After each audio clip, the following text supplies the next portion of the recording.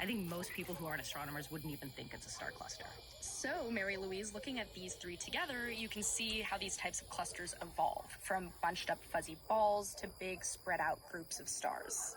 Although I'm wondering why they've only just been able to figure this out, like why scientists couldn't do this before these latest simulations. So this hypothesis that these were snapshots of star cluster evolution, that already kind of existed. But to have it correspond with simulations just happened because the computing power just wasn't there yet. Until now, star cluster simulations were very simple.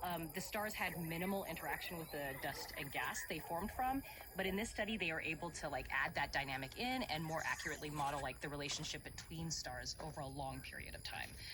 The findings were published in the journal Monthly Notices of the Royal Astronomical Society. All right, from maybe baby stars to human babies, our final topic. And you were telling me about the odds of having a male or female child, which I always thought would be like 50-50, coin toss. Right. I mean, I also thought that. But in big families with more than 3 children, that may not be the case, according to reporting from our colleague Scott Newman.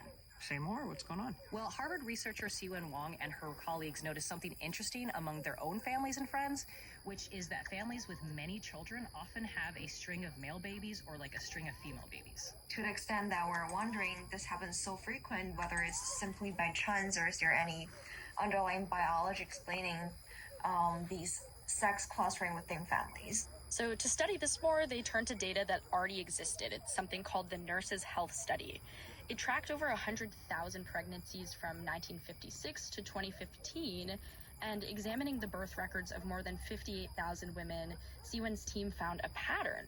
In families with at least 3 children of the same sex, the next baby's sex tended to follow a weighted coin toss. I love studies like this, by the way, that start with the researcher just being like, there's this thing in my family. Is this true everywhere? Yeah. Let's investigate.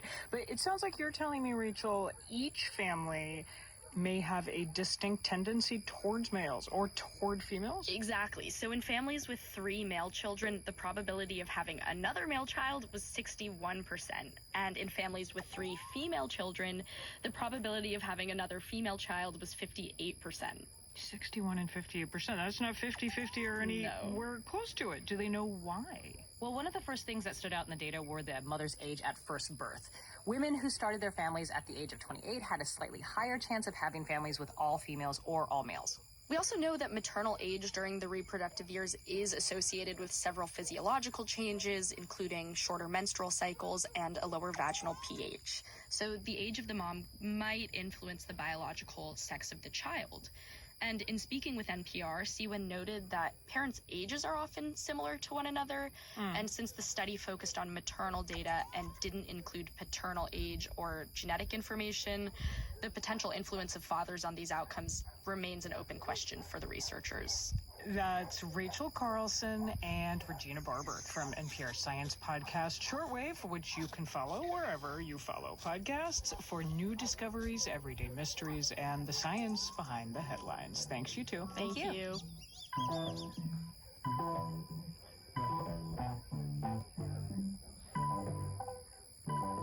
You're listening to All Things Considered from NPR News. Support for NPR comes from the station.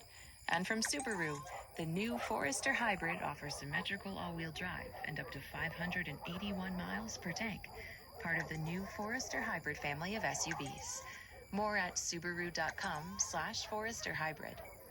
From the Cy Sims Foundation, since 1985, supporting advances in science, education, and the arts towards a fairer, more just, and civil society. More information is available at cysimsfoundation.org.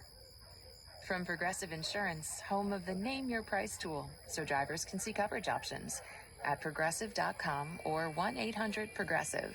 Price and coverage match limited by state law. And from the listeners who support this NPR station. Addiction is a disease that takes. It may strip away family, jobs, or confidence. With proper resources, reclaiming what matters becomes possible. Surge offers experience to address these challenges. If you or a loved one is struggling, call 907-966-8787 or email recovery@searhc.org to start a path towards healing. The first step awaits. This message brought